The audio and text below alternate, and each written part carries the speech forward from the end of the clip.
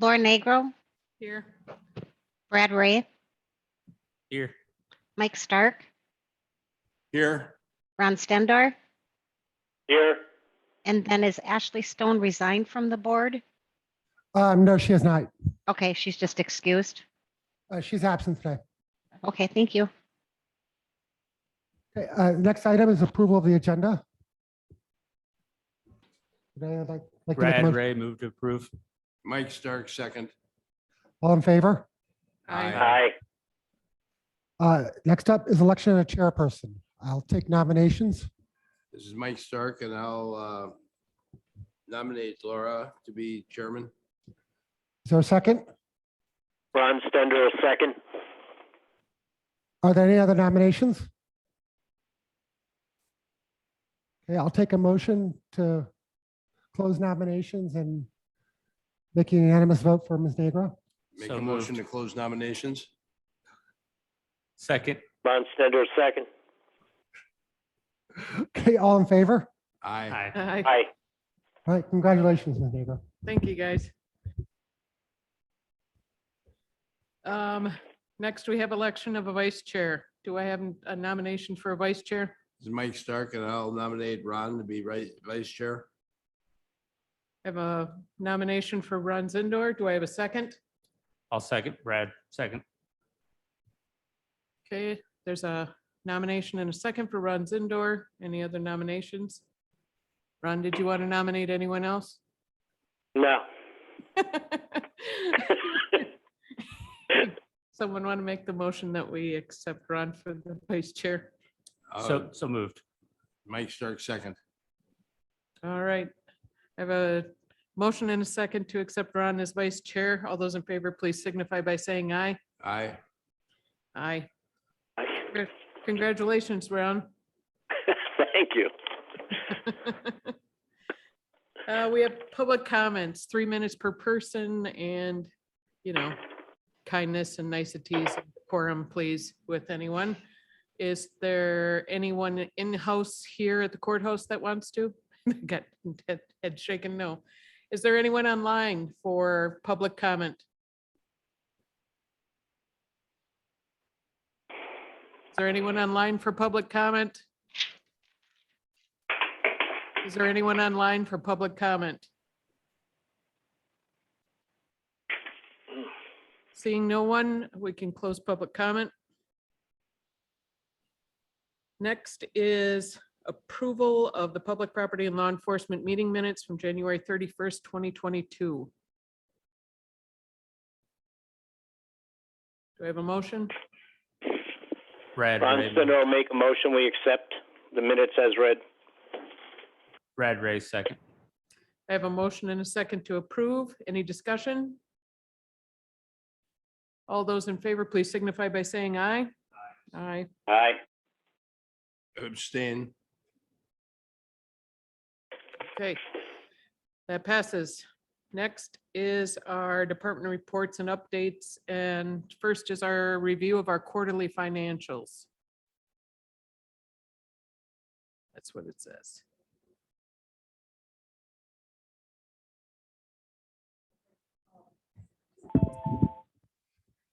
First off, I will say we're almost done with the project of converting all the chart of accounts.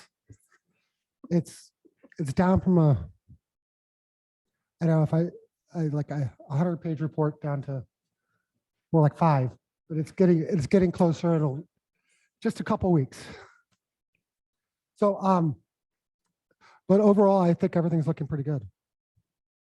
Mick, do you have any comments about that? No, I don't. Thank you.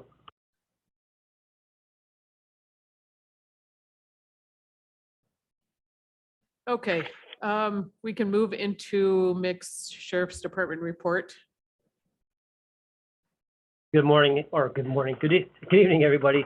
Want to welcome the new board members on board here and the existing ones. Look forward to working with everybody for the next 5 months here. I'll try and keep it as brief as I can. I know you got a big agenda here, so all of our patrol deputies have attended de-escalation, non-escalation strategy training in Green Bay over the last few months. So we've got everybody trained in that. I had 6 deputies that have been to the crisis intervention training. It's a 40-hour course, and I have 4 more slotted to attend in the 40-hour course this fall. We've done our annual state-mandated firearms training has been completed. All CPR recertification has been completed. We've done our 16 hours of in-house training with room clearing legal updates, domestic violence investigation procedure update, and the Division of Criminal Investigation drug interdiction updates that we had for all of our deputies, and police officers for National Police Department attended it also. We now have 3 deputies that are certified drone operators for the department. We had 1 that was on our department before and went to the police department, and now we have 3 that are certified for that. Our dispatch, patrol, and jail staff are still down 1 full-time position. We're still actively interviewing for those positions. Year to date, we've had 3,957 calls for service for the Sheriff's Department, and we've had 453 incident reports that had to be taken. We have 2 squads that are down, deadline right now, from involved in a car versus deer accidents that we have. So we've been kind of swapping cars back and forth between deputies. We had 2 new squads this year. 1 is back.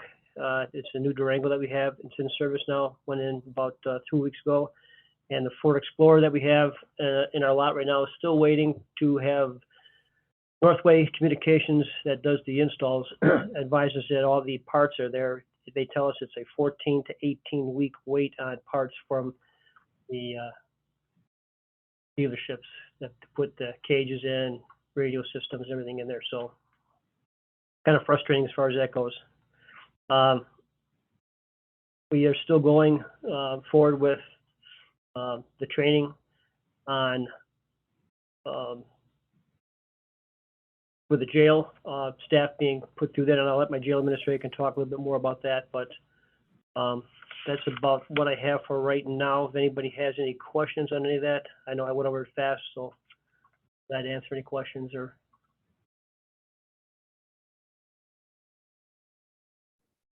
Any questions from the committee? Ron, you have any questions? No? Okay.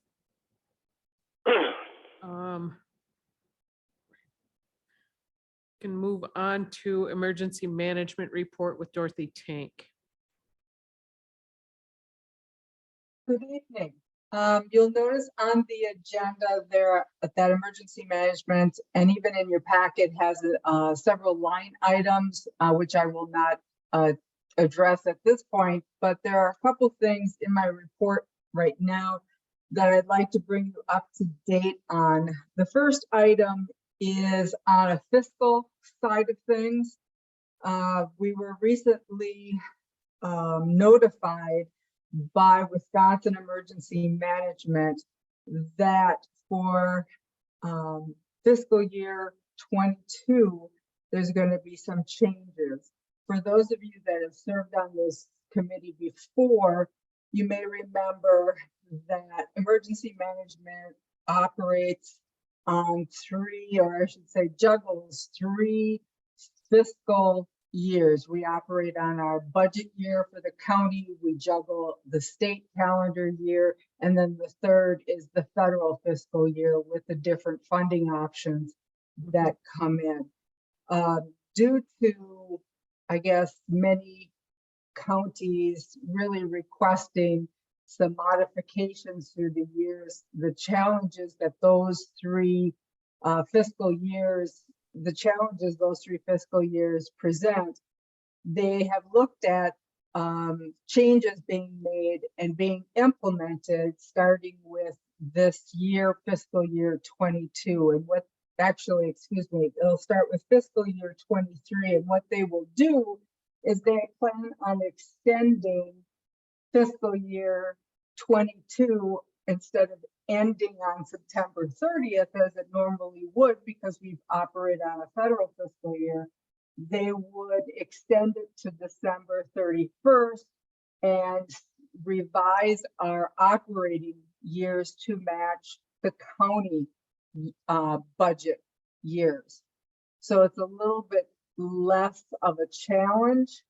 The only downside to this is since we've already started operating on a fiscal year of October 1st of 21, we will extend that out and there'll be modifications they're going to be working with us on. And I'll have more information on that, how our funding is going to look to take us through to December 31st. However, the county will not see an actual distribution in the funds until sometime in May or June of 23. So you're looking at about a year and a half without seeing any type of funds coming in for 22. That will continue to happen every year thereafter, that once they get on a calendar year, the distribution funds will follow every May and June. It just won't be quite the year and a half length of time that this particular transition year will cause. I have had the opportunity to just speak and, kind of assess the situation, kind of a cursory assessment with Sue Mission, and just she's not aware of too many difficulties that will cause at this time, unless you see, Dan, problems that we'll encounter. We'll need to kind of deal with those as they come up, but right now that's how things will stand for 22. Anybody have any questions on that? Any questions from the committee? Nope. Okay, and I guess Sue's issue was she didn't really see that as too problematic because we're aware of it and can work around it and work with it. Since we know the timelines, we know the deadlines, and 22 will be our roughest timeline to work through. Moving on to the second item in 23 for next year's planning cycle, one of the issues that Wisconsin Emergency Management is going to be taking us through an initiative, and I think this might have been brought up before, but our focus is going to be on what they identify as integrated preparedness planning, or as people refer to it as IPP. And that focuses on planning, organizing, training, equipping, and exercising. And one of the issues that happened to Ashland County is that beginning in 2012 through 2019, due to some administrative challenges,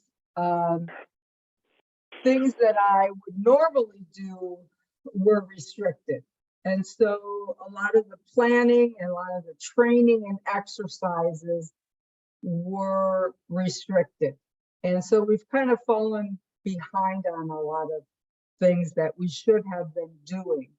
So now with this new opportunity, our focus can be, and I embrace this, that it's starting out with this is focusing on a continuity of operations, continuity of government, starting from scratch and really getting down to looking at our planning needs and how do we operate under very critical conditions, and establishing that very much at the elected official level, exec finance committee levels, as well as getting the department heads on board and learning what we need to do under those conditions. So that's kind of my plan of attack, and we'll be very much interested in getting input from the county administrator, committee chair, and others as emergency management needs to take on this planning initiative as we move forward. The other items as far as for budget and some of the line items, I will wait as they come up on the agenda unless someone else has any further questions for me at this time. Any questions on that piece? Okay, go ahead. That's it for right now until the other line items come up. Okay. Is that something online? Did somebody online say something?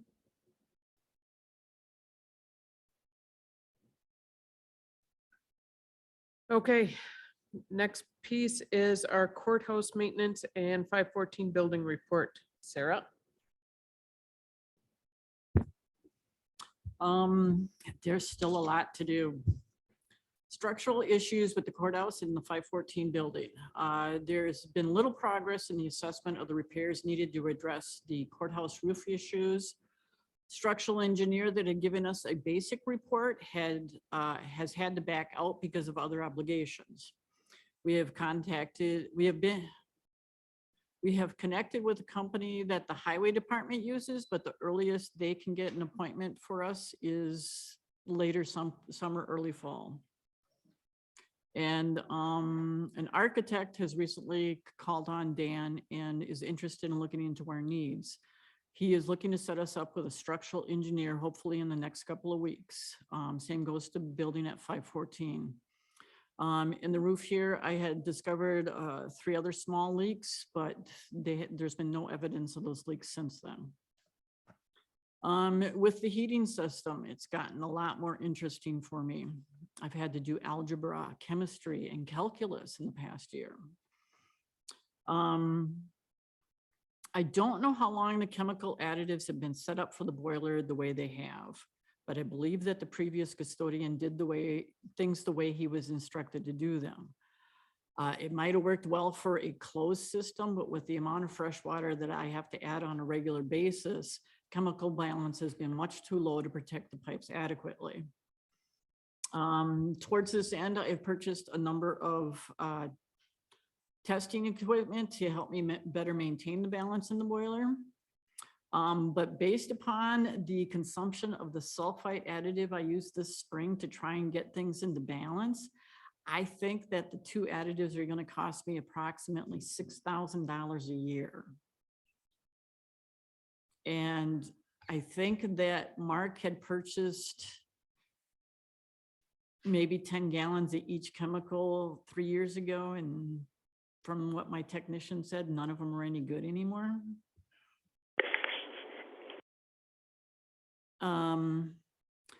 So mind you, this is based on my attempts to get the chemicals balanced this spring, so it may not be, might fudge this way or that way.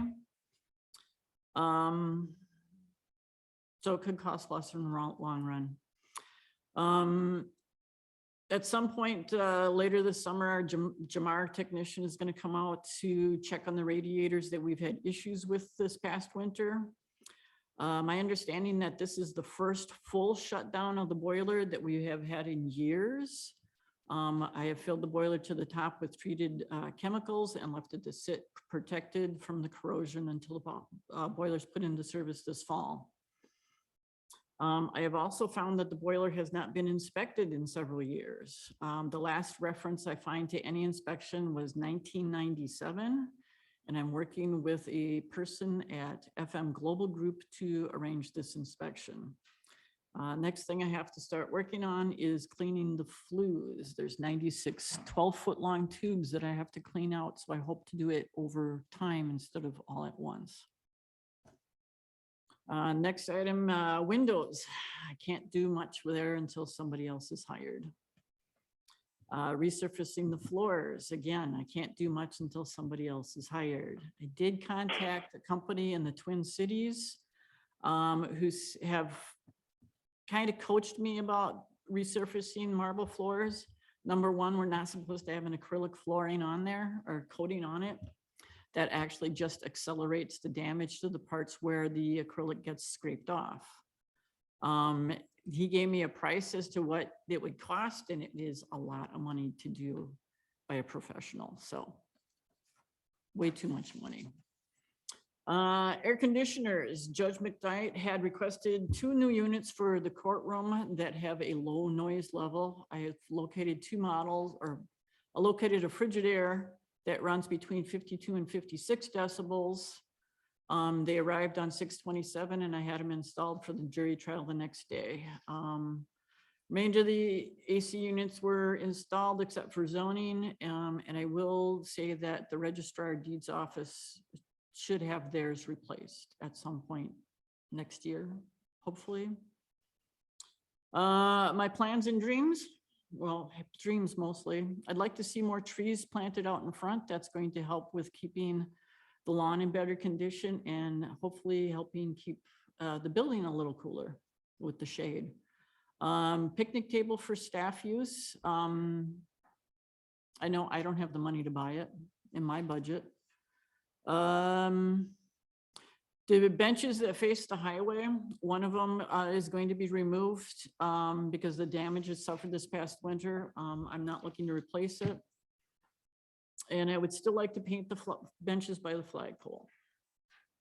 Until somebody is hired, a lot of my goals have been pushed to the back burner. The flexibility Dan is allowing me to have in the performance of my work has been really beneficial. I truly get more done when there is no one here. And there are things that should be done when the building is closed, such as cleaning spiders from the windows. I think I am maintaining the building fairly well, even on those days when it feels like I have had to take several steps backwards. To this end, I have applied for the cleaning position myself. I think it's going to be easier for the county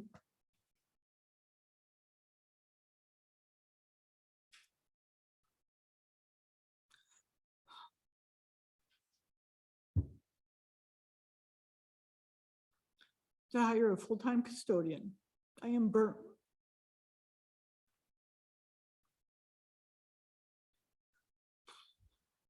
I do not want to leave the employ of the county, but can no longer try to get 65 hours worth of work done in 40.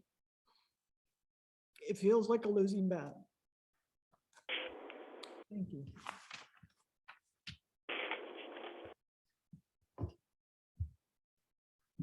I understand where you're coming from, Sarah. I appreciate all the effort that you have put forth in this building, not only to maintain and upgrade the facilities that we're all in, but also the care with which you show the staff by thinking of them as you're going through. You're an asset, even if you end up being part-time, we're lucky just to keep you. So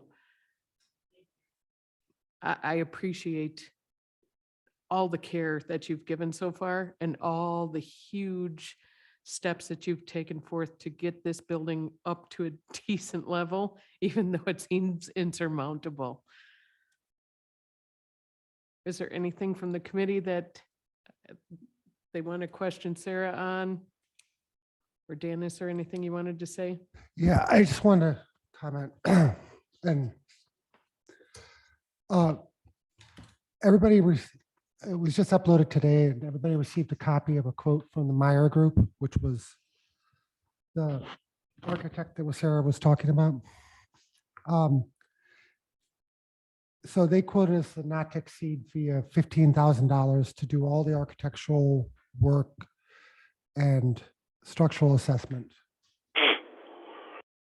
on the building, and they can get done very quickly. So in my opinion, and Sarah, I know you agree with me, the 514 building is in dire straits. We do have a plan in place to evacuate the building within 2 weeks of wherever we give the go, but we would like to get a structural engineer there immediately. The back wall just keeps getting worse and worse and worse. It's not safe. And so I am going to be moving this to I guess probably finance because of the speed we need to get this approved. But I wanted everybody to see this because it is a public property issue. And Sarah will be still staying with us. We're going to make sure she gets enough hours to qualify for all the state benefits and everything. And she'll be involved in the hiring process of a new person to make sure that we get somebody who's qualified and will care for the building as well as she has. We'll be lucky if we can find somebody that cares half as much about the building as you do, Sarah.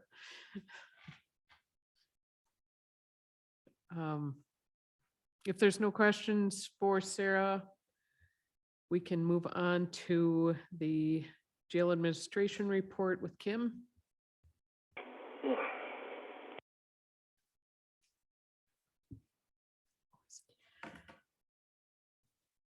Okay.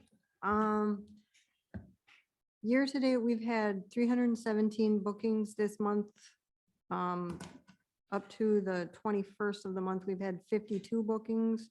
We hold on average 32 in the facility, 5 on monitor, 10 boarded out, which brings to an average daily total of 47. Transportation, most of our transportation is for warrants and regular hauling our boarded people around. Last month was a lot busier for transport than this month. I did do some revised numbers because the last couple of days we've had a lot more.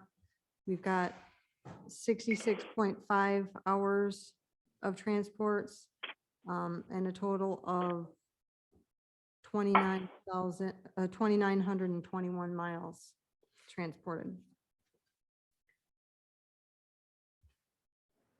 For as far as trainings, we did do our CPR updates as well, and we got everybody TASER recertified.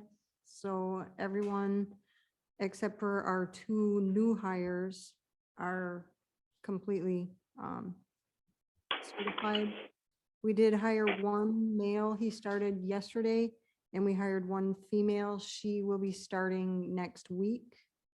We, 1 person is going to police academy. He leaves in a little over a week, and we did terminate 1 female. So they are replacing the ones, the 2 new ones are replacing the 2 that are going. So we really aren't making any progress in staffing. As far as COVID goes, we are still doing COVID protocols. They're less than they were. We're only keeping people quarantined for 3 complete full days. We are accepting all bookings, all warrants, everyone new. So there's no worries about any officers. If they need to bring somebody in, they come. We're making sure we have room for everyone.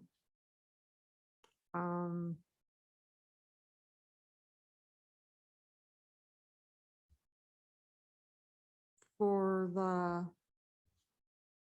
breakdown of age, sex, race data, there is in your packet a chart that you see. 64% is Native American, 36% is white, and at this point, there's no others right now. For the MAT update in progress, right now, if someone comes to the jail that is compliant on the MAT program, we are continuing them on the MAT program, but they do have to be compliant and come in with their medications. If they are not, we are putting them on withdrawal medications and making sure that they do get withdrawal meds and get psych treatment so that they're not just withdrawing in a cell by themselves, so. But at this point, that's the only update I have on MAT. The jail assessment projects are kind of on hold right now with our staffing issues, and right now it's just we're having a really hard time getting people to come to the jail to give us quotes and stuff. We're just, stuff's on hold right now for that. We do have a couple of things in the works, however, with the Book Nook and getting our old books taken away and getting new books in. We also have a program that we're going to be going with for, it's what we call a cell checking. It's through Guardian RFID. And this is basically just an informational thing for you guys. It's more for the finance committee, but it's going to be a really good program for my staff to have to keep up on all of our reporting and making sure that our inmates are safe and where they belong, and making sure they're that we're keeping a good eye on them. So I am going to be going with this. I talked to the guy today, and we're going to be signing this contract hopefully tomorrow. So that's pretty much all I have right now. Does the committee have any questions? Ron? Nope. Did I miss male to female? How many of each we have in jail? Right now, we have 33 males, and I have 11 females boarded out. Okay. And with the transportation that you're talking about, you talked about warrants. Is there anybody we're boarding out right now? The 11 females. The 11 feet, all the, Yeah. okay, we don't have staffer watching the females? What's, No, they're being housed at, well, 2 are housed in Bayfield County. The others are in Oneida County Jail. And we pay them to watch the inmates, so their staff is watching them. okay, and how much is that And Laura- costing us per day for each one? $40 a day at Oneida County and $42 a day at Bayfield. Ron, you had something? No. Okay, Mickey had something? Hey, Laura, the sheriff, thing about, you asked about people being boarded out. Yes, you're right. We don't have enough female correctional officers to fully staff it at all times, so we have to do that.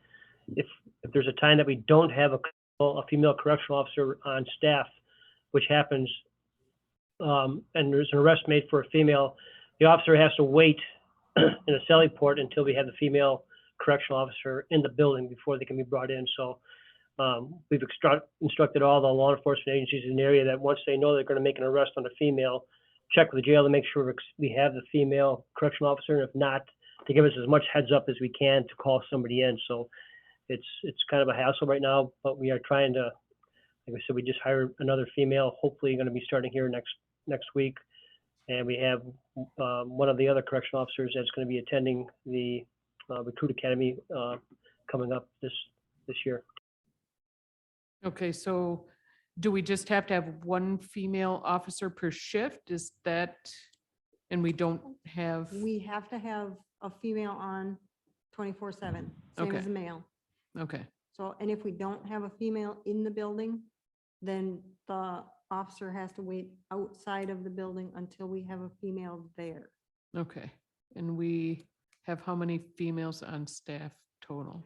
Right now, we have 3 that are working. As I said, we did terminate 1 female. Okay, does that include you? That does not include me. I Okay. do, however, like Sunday night, last night, I worked 2.5 hours. Okay. And like Sarah, I know exactly what it means to Yeah. not get paid for any of my overtime. Not, I'm working, and I still have 200 and some hours of vacation time that I'm not gonna end up being Yeah. able to use because we just don't have enough staff. Okay. I just wanted to clarify that for everybody. It's a lot of shifts for 4 females, so. Yeah, that's why I try and cover as much as I can because I don't want the others to burn out and quit, you know? It's very difficult to cover vacations for people that have accumulated vacation to try to give them time off. Yeah. Are we doing any kind of aggressive hiring for the females since those are the ones that are being boarded out right now? We've been Any, doing interviews for people like crazy, but any No. bonuses, special training kind of stuff, or just regular kind of, here's our job and here's, yeah, are we posting salary ranges in there too? we do. Okay. So, I even give my card out at grocery stores, at the Recruiting in gas grocery stores. station, everywhere. I say, hey, looking for a job? Give me a call.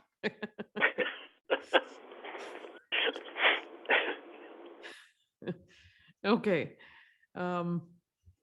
That's all I have. Can I point out that the problem with getting jailers is statewide. Okay. Every county is having this problem. Right. The state itself is having problems. If you remember earlier this year, we raised the pay $2 an hour. So we're actually more competitive than our neighboring counties. And we're still having the problem. It's everywhere. And I'm not sure what the solution is, but it's a statewide problem. Okay. Next we have, where are we did the jail population. We kind of did like 2 in a row there with Kim's and then the breakdown. So, and the MAT update and the jail assessments. On those projects, is there anything that, I know you're having the shortage right now of people and you're having people come in to do bids or look at the projects is a problem. But what kind of projects are you guys looking at this point? Well, we were looking at getting we were looking at getting a new library system, library shelving, and we have not been able to get anybody to come in and actually give us any bids on that. There's just nobody been available to do that. Any other projects that you guys are looking at? Well, we have gotten 2 of our projects are already completed, Okay. and so that's What ones were those? the one was the pipes. We got all the valves and all that stuff done. And the other one was the redoing the windows in the cell block, certain cell blocks. Now we have a couple more windows that we need to get done, but Okay. working on it. All right. Next, we can move on to our regular agenda pieces. There's a 5-year capital plan is up first. So we've been kind of holding off on this because we don't really know what we have to do to the buildings yet. So hopefully we're going to get our first step done with this, if we can improve this quote from the Meyer Group. And when we know that, we'll be able to know what we have to plan for the next few years. We do know that aside from the roof problems and the 514 wall problems, there's also the piping that Sarah mentioned. For those of you who don't know, if you look at the back of the room, there are all these pipes. They're in every room, and that's where the boiler water goes through. And so we're going to end up having to have somebody come here and scope it, literally take a camera and put it on a snake and go through the whole system to check out how much corrosion there is. Again, that's a problem of finding somebody to do it. It's hard to get any contractors to do these days. Everybody's booked up solid for years. So we haven't made much progress on a 5-year plan because we can't get any quotes.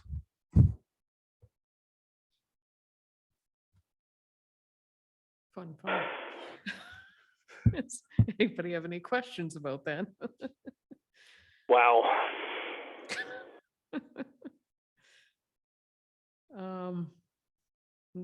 If there's no questions, we can move on to combining dispatch services with Bayfield County.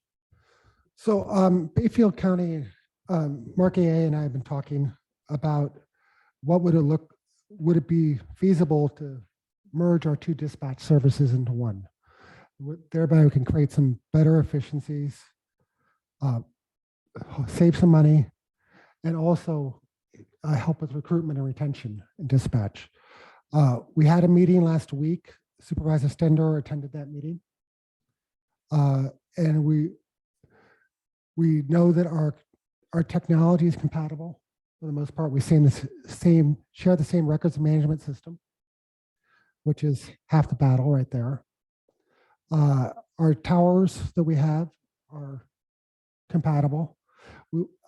There is grant money out there for new 911 equipment. In fact, I just got an email today saying that the period's open to do that. One of the things we're looking at is with these are competitive grants. As a combined dispatch, we'd have a leg up in being able to get the grant.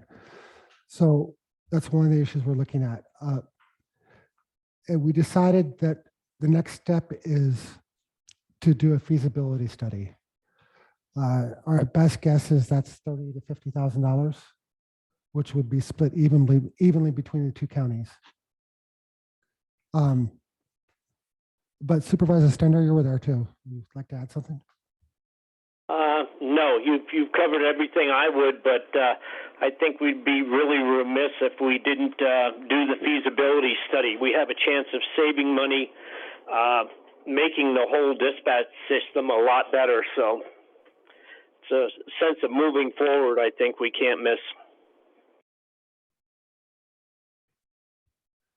And if this is approved, I mean, there would be an expedited schedule on getting the feasibility study done. So with luck, we can get it back before budget season ends. Do we have the power to, as the committee, or would that have to go to the finance committee as a recommendation for spending 15 to? Well, 30,000? because I'm proposing to use ARPA funding for it, that we would go to finance committee for it. Normally it would go to executive though, but because of the ARPA component. And it's on the agenda for Thursday. But this committee is certainly capable of setting a recommendation. Well, then I'll move to the recommendation. We don't even have that on the. It says an action, yeah. Just, all right. So I'll move to send a recommendation to the finance committee to do the feasibility study of combining the dispatch services of Bayfield County and Ashland County. This is Mike Stark, and I second that motion. Okay. Any more questions on that? There's only like this, so many of us. Anyways, I have a motion and a second to support this. All those in favor, please signify by saying aye. Aye. Aye. Okay. We can send that along. Next is the LaPointe law enforcement discussion.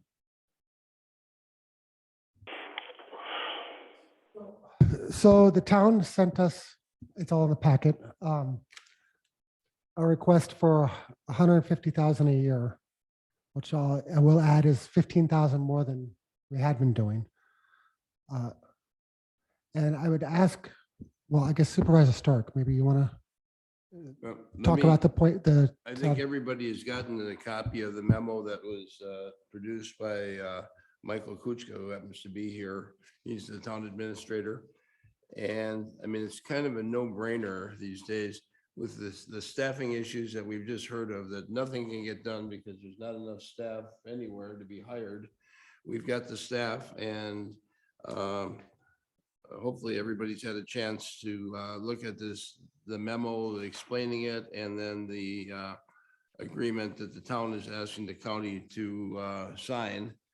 And what I would do is start by making a motion that we send this to the finance committee, that we approve that the finance committee should consider putting this into the budget as they do the 2023 budget. And then we can have, I mean, that's a motion, and then any discussion would be after the motion. Is there a second for this?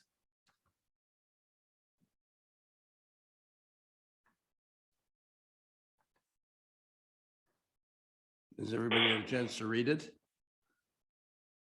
Yep.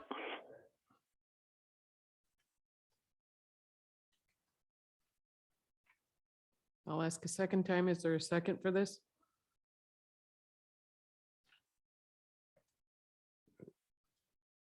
Well, at this point, it doesn't look like there's going to be a second for it. But then I would ask, what is the process to move this forward? Do we just take it to the finance committee, or I mean, if the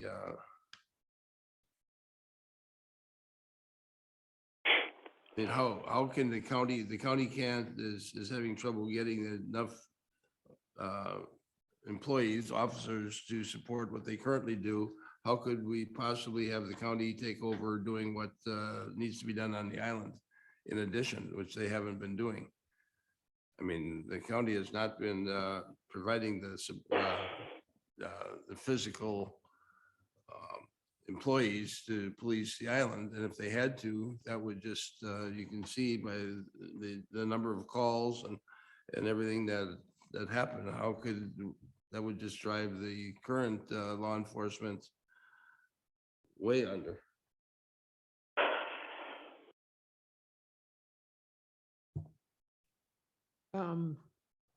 Mick, do you have any answer for that? Are you still on the call? Yes, I'm still on the call. Like I've expressed before, I believe that there should be some kind of support from the county for the Point Police Department. It is a logistic nightmare trying to be able to patrol there. How much money the county can afford to put into that, I don't know. That's not my expertise. I just know that the agreement that we have right now seems to be working well for the county and for the Point citizens. If the money was to go away, I've stated to the council and the Point that we'll answer calls for service, but with our logistic restrictions that we have from them being an island, our response time is not going to be acceptable to the citizens on Madeline Island. We will respond, and we will put officers there when we can, but Bad River has 4 officers that they pay for, and they have, people that work there 24/7. They pay for all the wages, all the training, everything else from the Bad River, tribe, from their previous police department. So if the Point Police or the Point wants to pay the sheriff's department to service that or do that, we would definitely look at a contract to go and do that like we do for Bad River.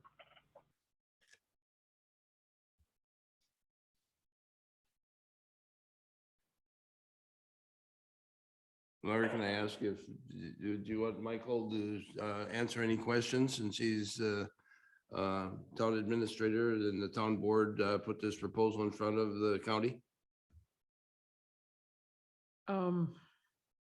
Does anyone from the committee have questions for the town administrator? Yes, this is Ron Stender. I'm not completely against this. It's just, I would like a little more information. I'd like to see the last 2 budgets, police budgets, and the new budget coming out. I need some more information than to just say, yeah, we're going to go with this. And I understand why this is needed, but if I could get that information, it would definitely be great, so. Laura, my question would be, what is the schedule of budgeting for the county? I mean, when does the finance committee start? Should the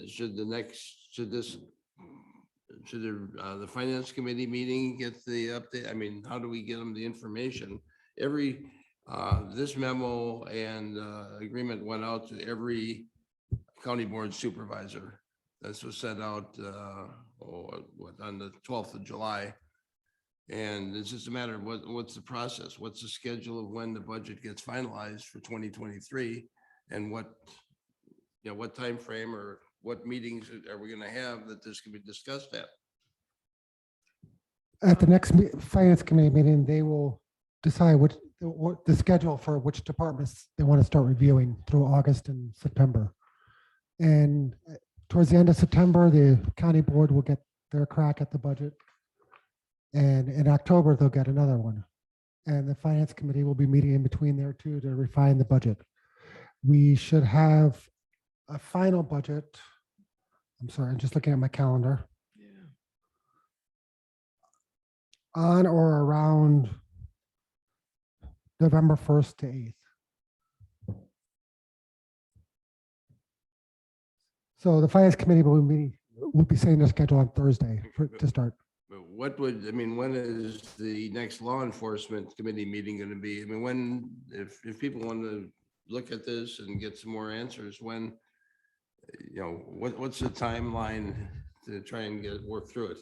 That's number 24 on the agenda. What is That's number 24 on the agenda. September 24? No, it's item number 24 on the Oh, agenda. okay. Okay. It's a question of how much time. Getting to the end of the agenda.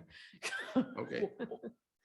I'll echo what Ron mentioned as well. As I see the potential for this, but I know I wasn't around in the last time this was discussed, and I don't know all the intricacies of that.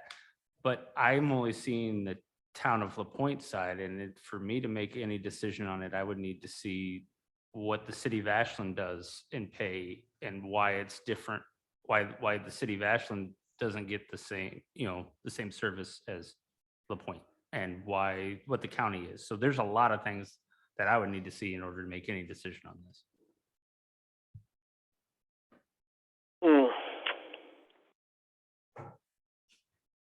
Well, Start- more information definitely isn't going to hurt.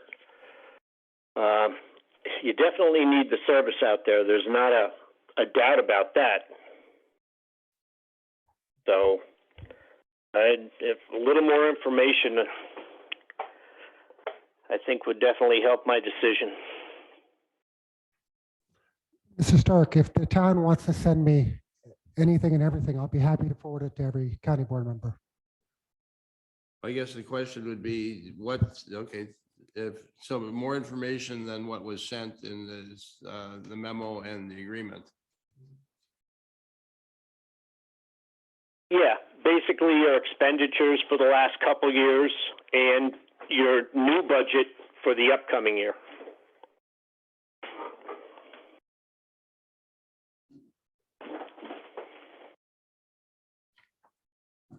I think, well, in the memo, I think the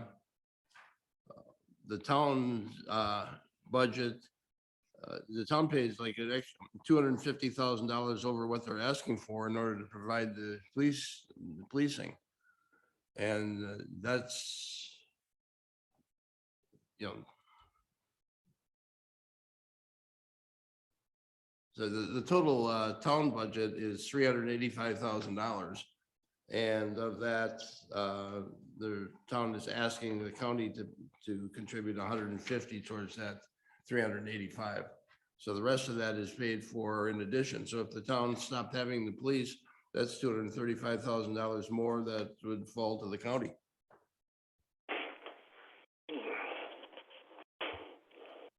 And I know for myself, we have a really long county too, so our response times down to the south end of the county. I mean, do we have agreements with every single one of the towns and townships that are in the county to provide or to add to their services as we do the island. I understand the tax base argument on the island, but I see us as needing to provide the services equally to our citizens in the county. So I get our logistics issue with the island. And I get that we're all having problems hiring people for policing positions. But I too need more information on this. Could I ask Michael Kuchka I thought the number was in this memo of how many Cody calls there were on the island last year, of which the county had to respond to 0. And the town's police department responded to how many? Michael, did you? I see 589. 589? That was for 1 quarter. That was for 1 quarter, there was 589 Cody calls that the county didn't have to respond to. Did Bayfield County respond to any of those? No, Bayfield, the county does not respond to any of them. So, yeah, it says that in one of the paragraphs, it says that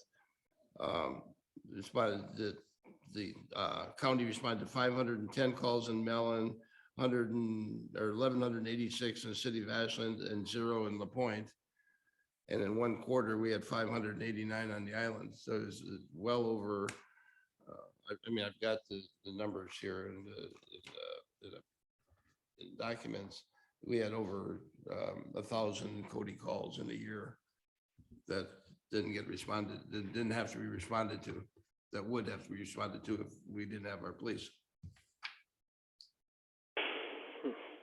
So I mean, that's just And I understand that that's helpful to the county, but the fact that we're saying 380,000 and the county is supposed to give back basically half of that 380,000 to not go there is how much money, I want to know how much money comes from Ashland to do those 1,186 calls. The city of Ashland.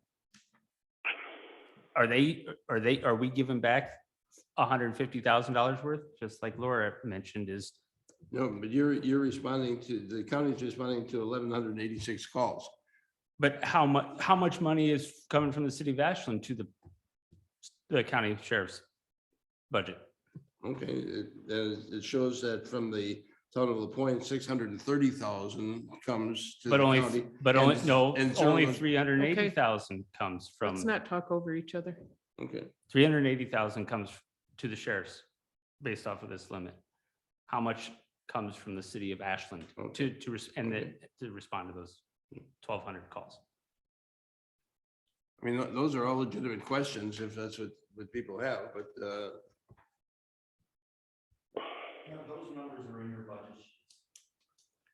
You should look at your 2022 budget. Those numbers are spelled out. In your budget sheets. How much Ashland contributes to the sheriff?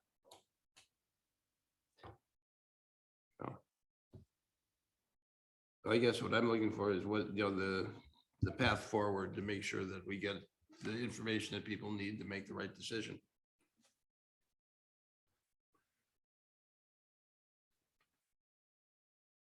Well, Ron designated a couple of different things, the budgets. What exactly was that again, Ron? I'd like the budgets for the last 2 years for the police department and the new upcoming budget. We have a fiduciary responsibility, and I just want to get all the information I can.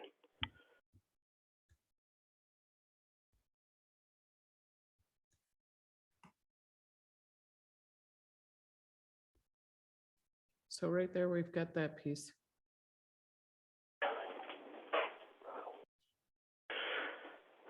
And Brad, you Okay, had, would Dan be the person to ask the town to provide the information that you're looking for, so that we have it for our next law enforcement meeting? And then, so it isn't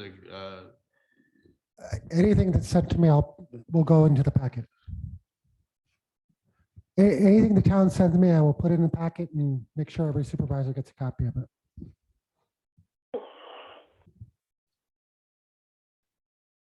Do we have contracts like this with any other place inside the county, or is there another county near us that has some kind of contract like this?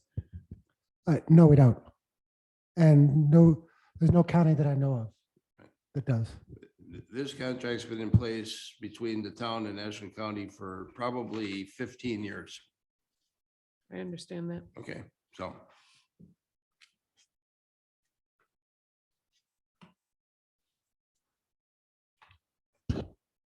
Okay, is there any more questions on this from the committee? Dick? Yeah, I got a couple of quick questions for Mike. Just out of curiosity's sake, what is the summer residency of the island? The summer residency? 2,500. Okay, in your estimation, don't you think that 65 calls a day is an inordinate amount of calls on the Well, property that small? I that's kinda- honestly don't know. Man, that's. It's, there's thousands of tourists that make up the state park and the town park. And I mean, it's a tourist destination and that's, I mean, there's probably 5,000 people on the island. They're not residents, they aren't there full time. But it's a very, very high tourist area. I mean, It just seems unusual to me. That's an awful high number. Okay, but I mean, the Cody calls are, I mean, they're tracked someplace. I don't even know what that system is, but But of course, that includes everything like a dog barking and a chicken in the road, and well, it could be. things that aren't that important, but wow. If I could just interject one thing, Laura? Sheriff Brennan? I just went from January 1st of 2021 on my Cody here. They've had 1,480 calls for service on the island since January 1st of 2021. However, they've only had 13 incident reports that had to be filed. And an incident report would be something that needs to be followed up. It's like a theft or a burglary or domestic, an OWI or something like that would generate a incident report. So out of the 1,480 calls for service, they had 13 actual complaints that they had to do in that year and a half now, a year and 6 months. The majority of the calls they have are 511 are for traffic stops. 131 were for 911 hang-up calls. They wrote 104 traffic citations, 85 property checks, 79 community policing. There were 73 EMS calls over there. It goes on and on. I can send you a list of everything, the breakdown for that if you'd like. I would definitely appreciate that. And just to clarify, Sheriff, did you say since January 2021 or January of this year? I said from January 1st, 2021 till date to now, they've had 1,480 calls for service. And out of those 1,480 calls for service, 13 were actual incident reports. I can send you that information to Dan and forward to the committee. Thank you. That would be great. I'll forward that to committee as soon as I get it, and I'll forward the town a copy too.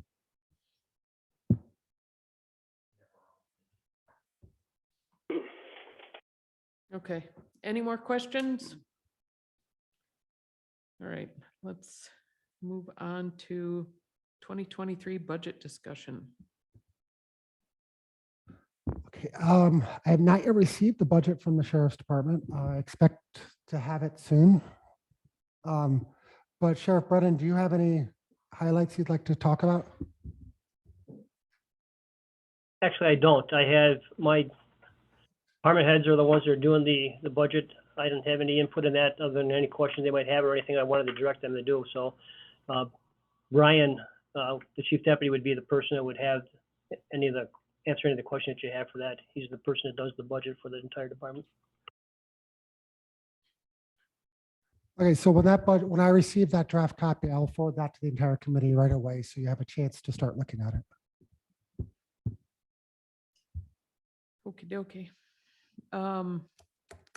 Next is the Zach Center. And this is more of a me-led thing because it was brought up to me that the Zach Center property and building is in our name, the county. And from my understanding, there was supposed to be some kind of fund to help upkeep and repairs and such, but we couldn't find any. I mean, took a miraculous thing here because I think I've been asking for that for over a year too. Yeah. I'm worried about us getting sued if something happens. So we did find the lease. It's from 1982, I believe.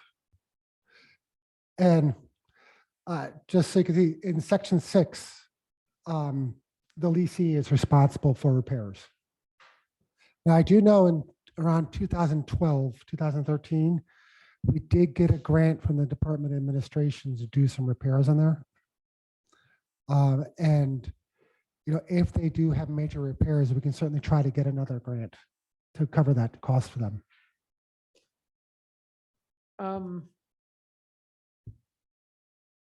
This is the only lease we have for this and nothing's been updated? This is the only lease we have for it. It's self-renewing. And yes, I mean, we could update it if need be. Would it behoove us to try to move towards a transfer of property? It would certainly cut our long-term expenses and liability. It would Yeah. certainly reduce our insurance costs and any headaches that may come about. It would be, I don't know what the rest of the committee thinks, since it was a me thing, looking this up, so. I don't even know what the Zach Center does, so tell me that. They do, besides having, they rent out part of it to this Glidden Senior Center. Let me look up the Zach Center. Don't they also do transportation out of the Zach Center? They have a bus of their own for that area? They do, they have a partnership with BART on that. Yeah. They do some medical transport. Can I only come up with the ADRC piece? They do. It's probably everything. I- It's probably everything I found online, but it was like spotty and it didn't make sense because it does a lot of different things. But that Yeah, might be there's a lot of pieces. The aging unit does meals on, you know, the senior dining there, and there is some, oh, I cannot find the page with all the stuff, but they do services for the disabled. Is it a town or is it a city? Technically, Glidden.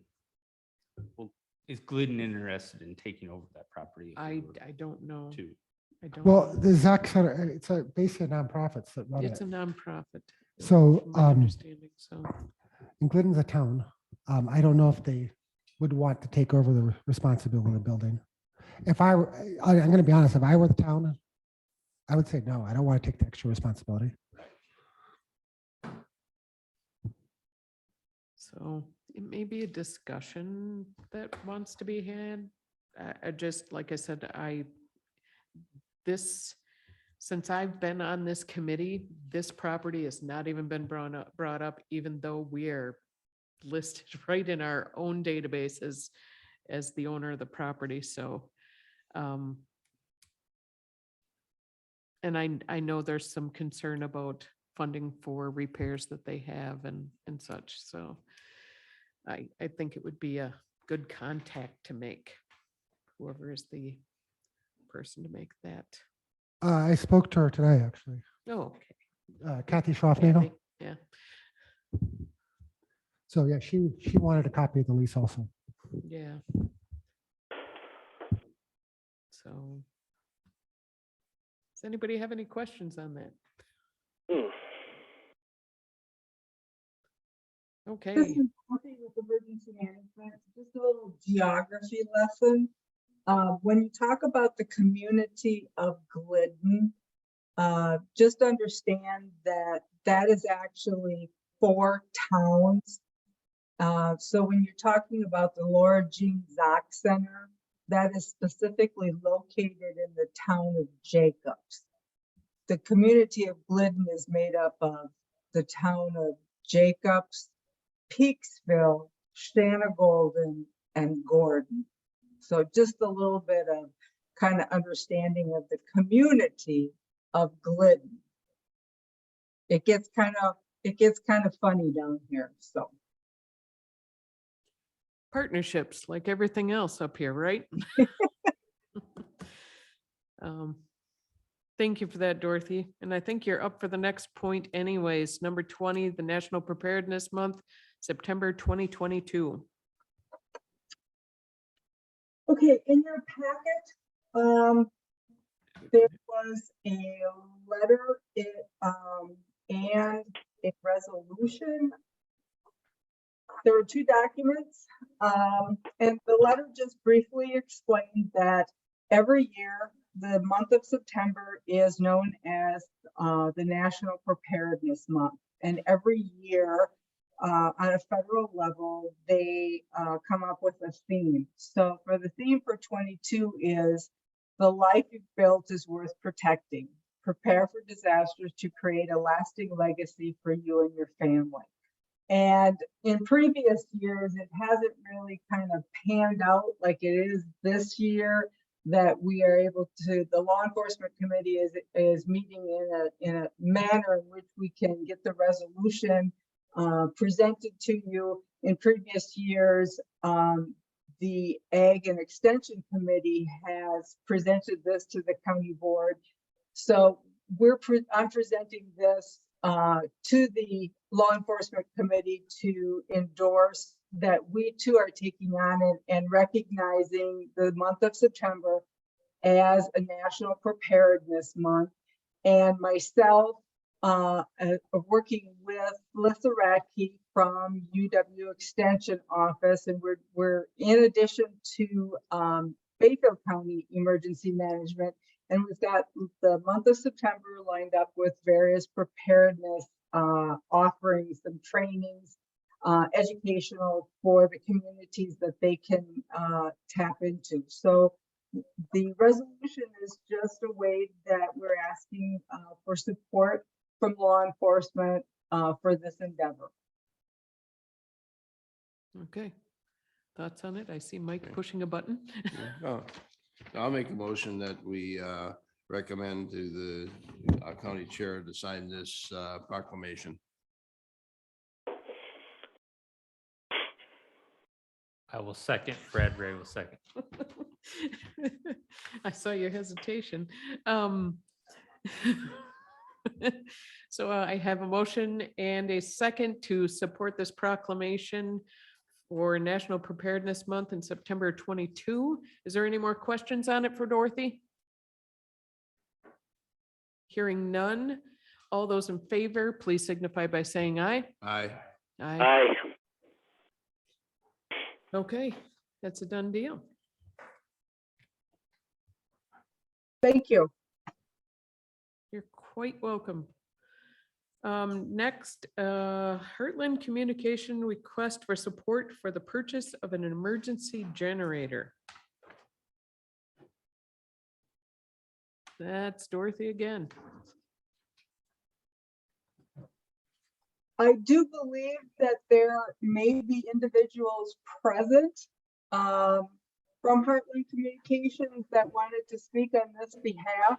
I did include a couple of their couple letters, one including their different proposals. So I'm not sure who's actually there.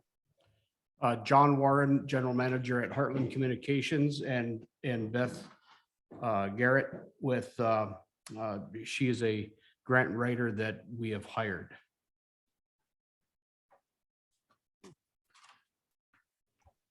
So I guess I'll start out with just saying thank you for allowing us to speak this evening. We have a very unique opportunity that could help better serve the entire Ashland County area.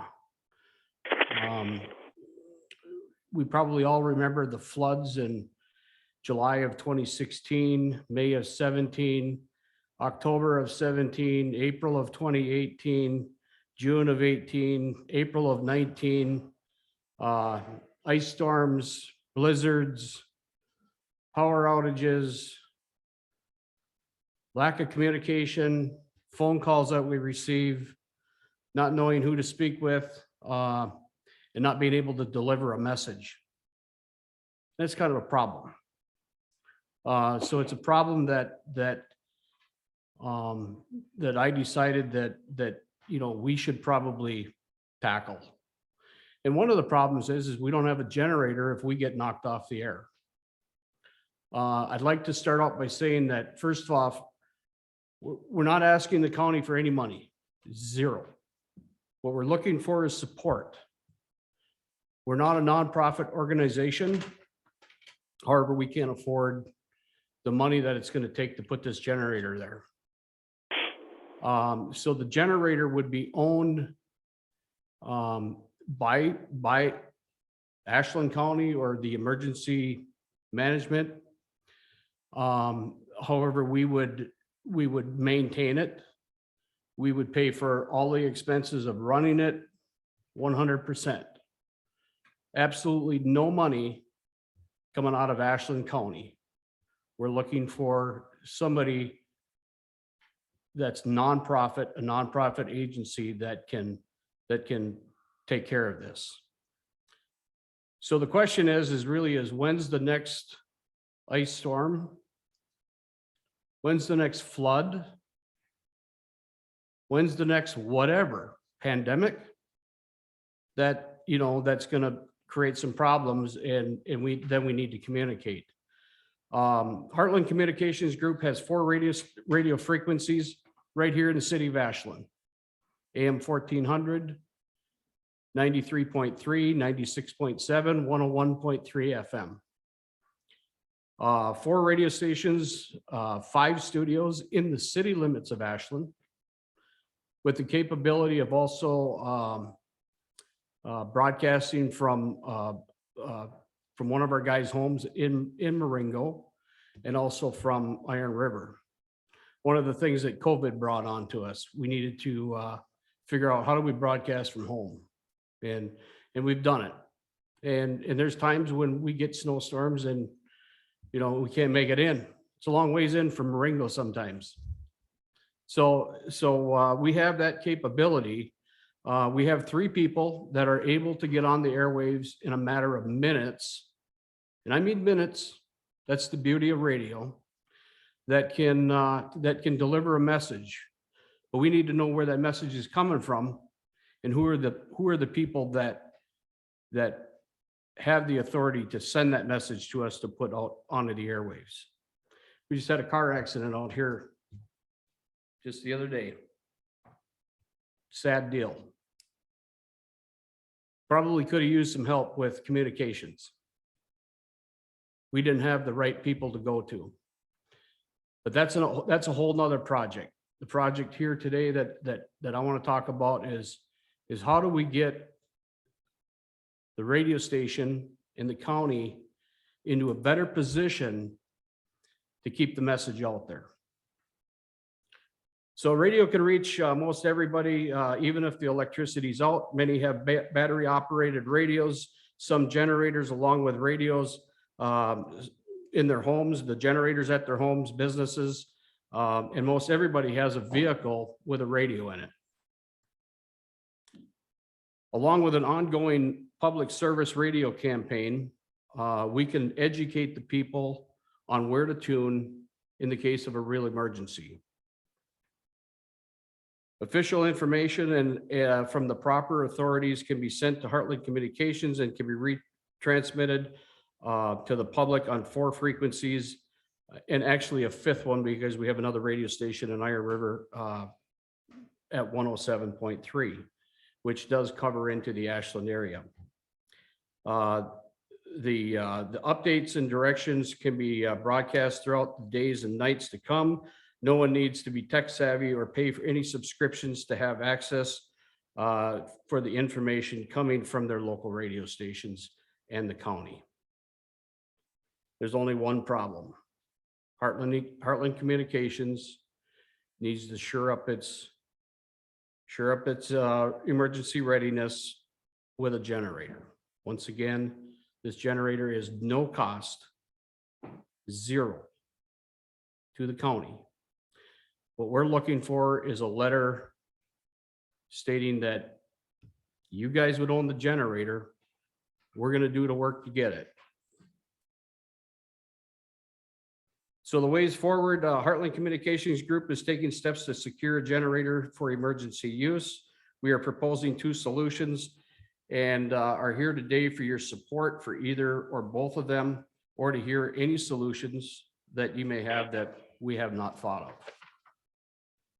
Ashland County partners with Heartland Communications to find a grant funding to purchase a generator. Ashland County owns the generator and stores it on Heartland Communications property located at 2320 Ellis Avenue. HGC, HCG is Heartland Communications Group, leases the generator for $1 annually from Ashland County Emergency. Heartland Communications hires and pays the grant writer. Heartland Communications finds the sources, submits the grant, purchase, place, and maintains the generator, including all bearing and all propane and space costs. Sign lease for roles and responsibilities, commit to public property and law enforcement committees meetings as needed to build a working relationship between the county and Heartland Communications. We also will produce a public service announcement preparing the public to tune for emergency news. Ashland County provides a letter of support for grant effort, suggesting funding sources if discovered, manage grant reporting, offers technical assistance on purchase of the generator if you so choose, creates and signs a lease outlining roles and responsibilities for the governing expectations for the lifetime of the generator, creates communication protocols between authorities and radio station for official public alerts, approves a PSA and signs off on them for accuracy. Scenario B, Heartland Communications submits the letter of support and partnership to the Ashland County for use of the grant procurement. Heartland Communications offers technical assistance on purchase. Heartland Communications leases the site for generator for $1 to the county with agreement to place that generator to be used by Heartland Communications in emergency situations. Commits to attending public property and law enforcement committee meetings as needed to build a working relationship between county and Heartland Communications Group. Produce and air public service announcements preparing the public to tune, where to tune for emergency news. And in this case, if you so choose, Ashland County Emergency would write and submit the grant for the generator, purchase and maintains the generator bearing all costs, manages the grant reporting, co-creates and signs the lease outlining the roles, responsibilities governing expectation for the lifetime of the generator, creates communication protocols between authorities and the station officials for public alerts, approve PSAs and sign off on them for accuracy. Once again, Heartland Communication is willing to foot the entire bill. We just need to know what agency we can land it on.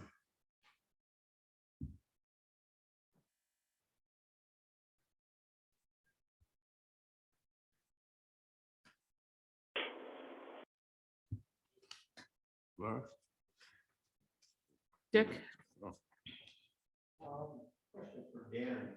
Shouldn't emergency management be involved in this somehow?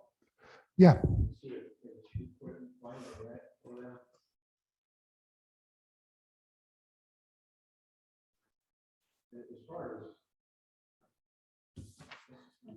Mike, Yeah, I don't think Dorothy's had adequate time to look at this project. I'm sorry, I could not hear whoever was speaking. If they had a question.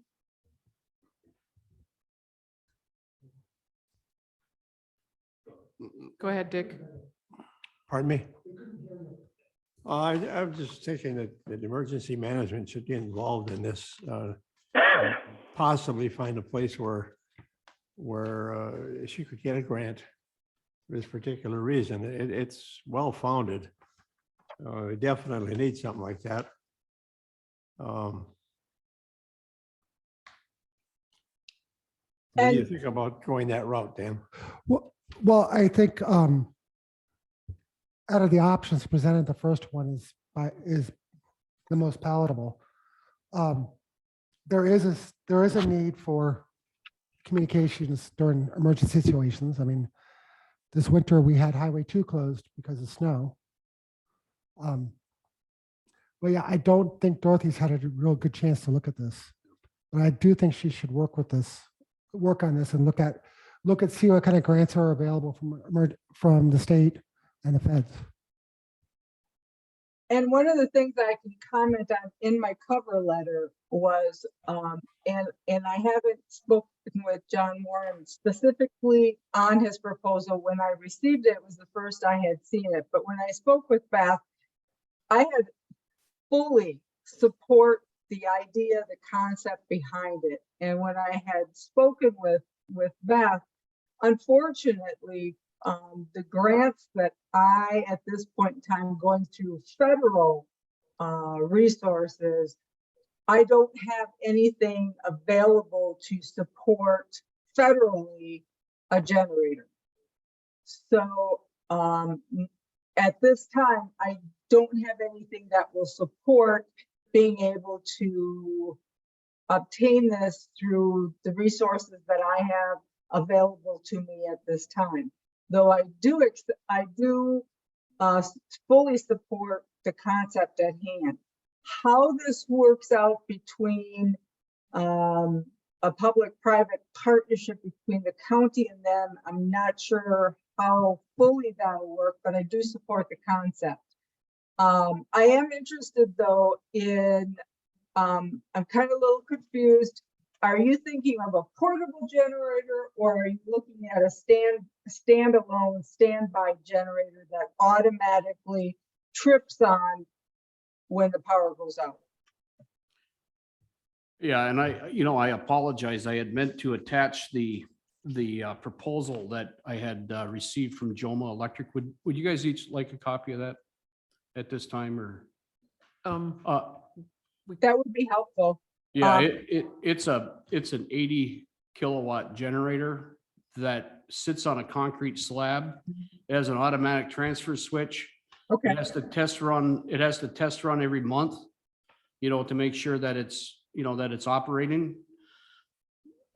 The generator may not run for 2 years. You might not ever have, that's the act of God.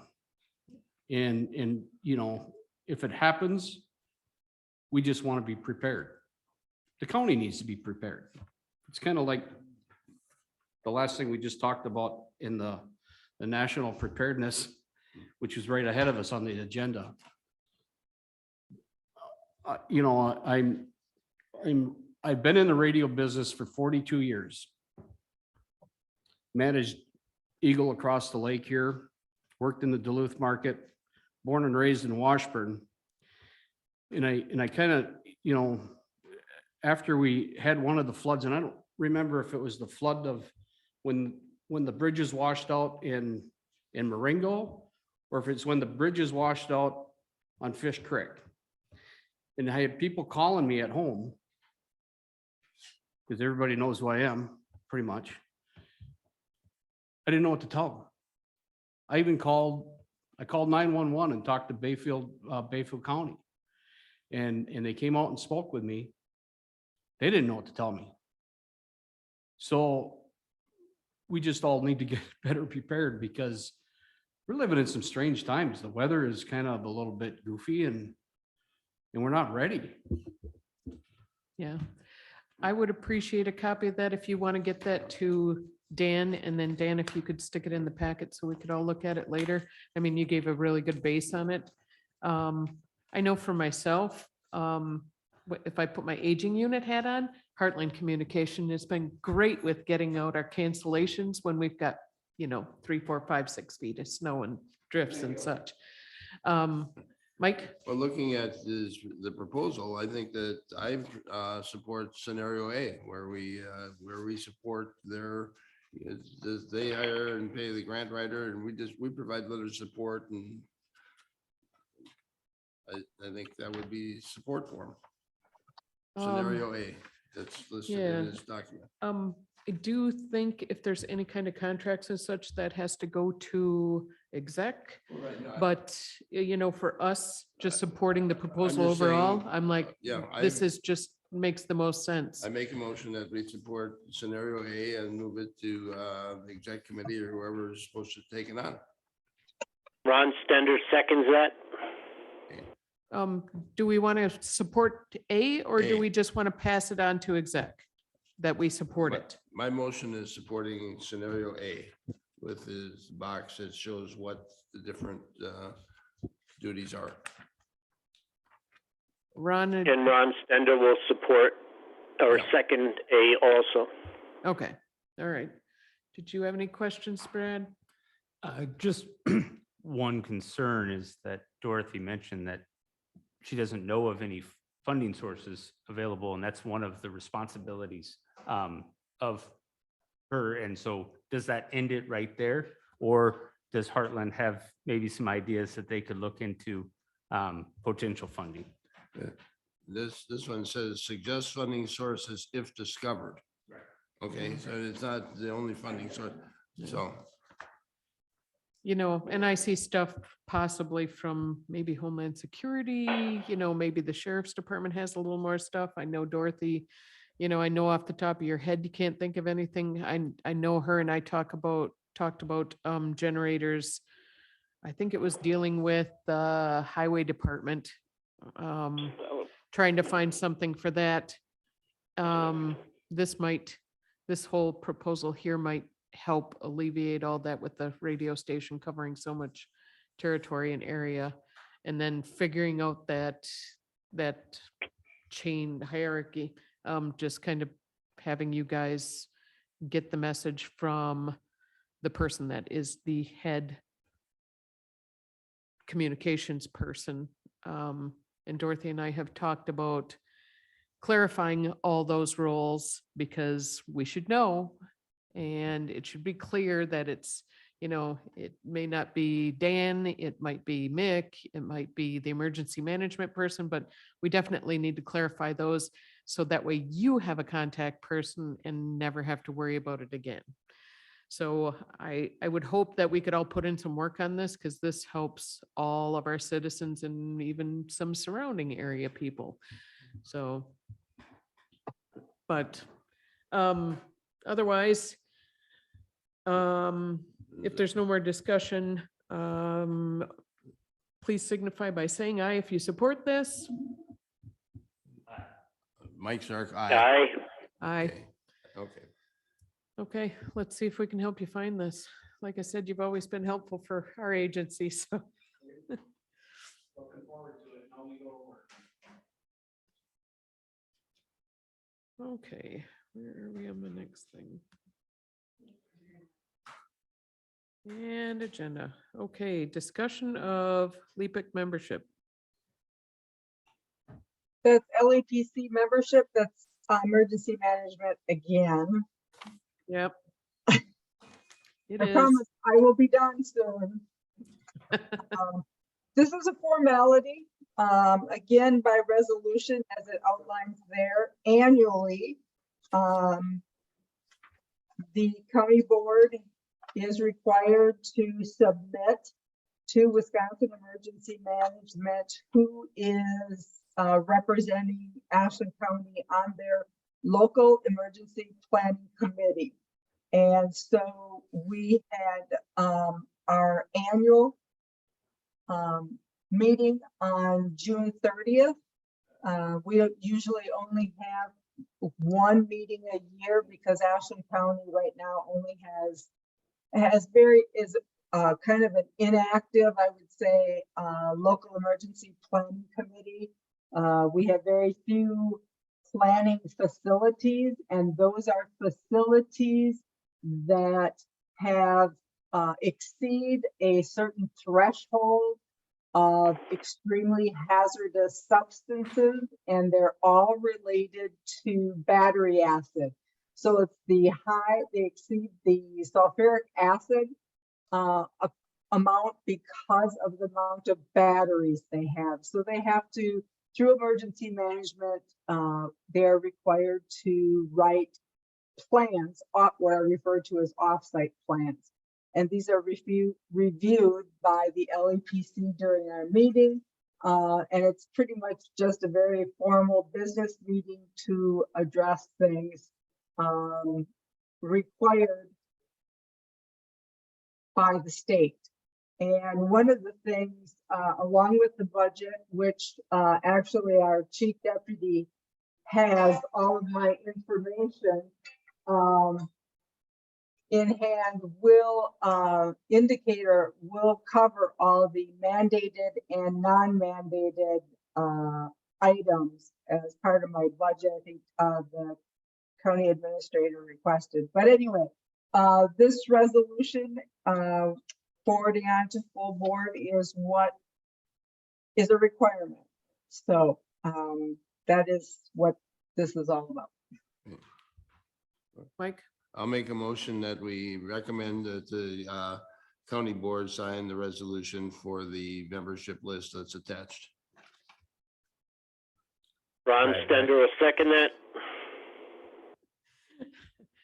I have a motion and a second to support the resolution to approve the appointed members of the Ashland County Local Emergency Planning Committee, LEPC. Any more questions? Hearing none. All those in favor, please signify by saying aye. Aye. Aye. Aye. So that is approved. Thank you. Next is Sheriff Department roof. Okay, this is something we don't need to act on right away. But it is for everybody's information. There was a leak in the roof at the sheriff's department. They replaced part of the rubber that's on top of the roof. And we're hoping it stays fixed that way. But this is a quote to redo the whole thing. Because of the cost, if this committee and finance committee and the county board agree to it, it does have to go out to bid. So this would be just an estimate for us to know and for something to consider for the next budget cycle. So do we need to ask for anything or? Well, I don't think we need to do anything with it right now. It's more information. Just a question, how old is the current roof? I saw that there's a 15 or 20 year warranty. Building- on- Go ahead, The Mick. building was is over 23 years old right now. We replaced the admin side of the roof a couple, 3 years ago. And there was a small leak on that this year too. When they were up there checking it, they checked that and they replaced that under warranty. And then the part that was leaking was over A block in the on the jail side, that it was not done. So that's still the original roof that's on there right now that we're talking about that needs it done. There was two different sections of the roof. The admin side was completed, and now the actual jail side is the one that was leaking. They repaired it. They saw a seam that was there. They said they fixed that while they were up there looking. The other one charges for that, but you know, if it'll hold great. If not, you know, I mean, there was talk a couple years ago about a new, you know, whole new jail. So I don't know where direction the Public Property Law Enforcement Committee wants to take on this, but it's just an informational type thing that we do have an old building and it's in need of some repairs, and what direction this committee would like us to go forward on. So basically, we're holding on to this. Yeah, it's a decision you can postpone until the next meeting at least. Is everybody good with that? Good. Okay. All right, next meeting date. Do we need to officially table it or? No. Okay. Next meeting date. Now, last time I had a set of quarterly meetings set up. But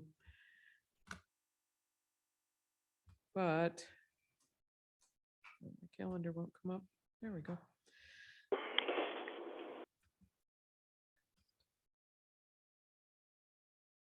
Do we need one that early or?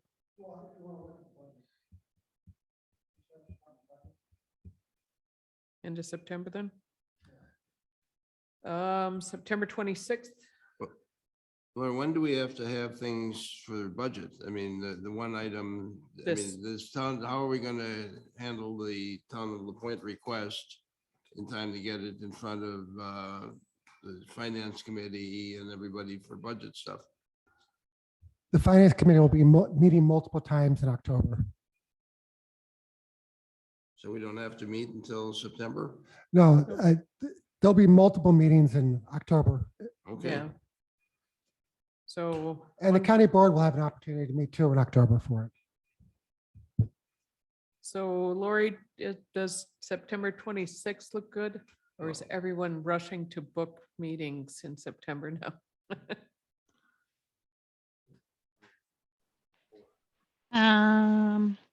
That's a Monday. Yeah, I don't have anything scheduled, so Okay. What did you say, Brad? I'm trying to plan a vacation at some point this year, and based off of my current calendar, that might be when it happens, but I'm hoping to do it earlier. So if we move it to So back to How the about the 19th? 19th? Yeah, if it moves up a week, that would be perfect, 19th, because I won't be gone the 19th. 19th. Okay, Okay, 19th sound good for everybody? Yep. that works. And Laura, just so you know, I sent you that information that you requested from the calls for service. It's your email, Dan's and Lori Schmidt's. Thank you. You're welcome. So, okay, our next meeting, September 19th, 5 PM. Be there, be square. Or I'll make mean faces at you, right, Brad? Mhm. Otherwise, we're just waiting for everybody's favorite motion. Ron Stender will make a motion, we adjourn. I'll second. Brad Ray, second. Anybody want to discuss it? All right. All those in favor, please signify by saying aye. Aye. Aye. Aye. Aye.